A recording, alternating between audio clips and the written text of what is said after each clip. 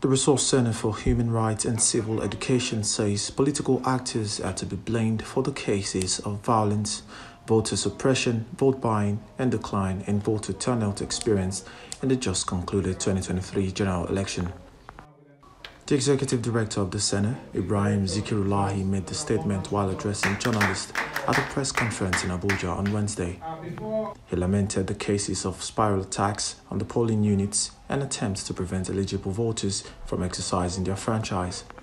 He also said despite the determination of the citizens to participate in the electoral process, the desperate political actors in many regions of the country prevented the free and seamless expression of the people's will in the 2023 election. He therefore urged all relevant authorities to investigate, apprehend and prosecute the perpetrators and the supporters of the crime against the people's democratic right.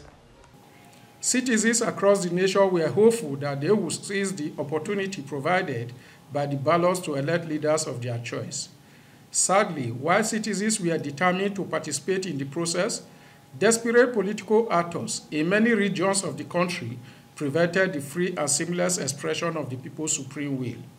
We saw worrisome situations of organized criminal attempts to prevent eligible voters from exercising their democratic rights. There were also cases of attacks on polling units and the destruction of electoral materials. Even journalists covering the elections were not spared, as some targeted media personnel were brutalized and their equipment destroyed.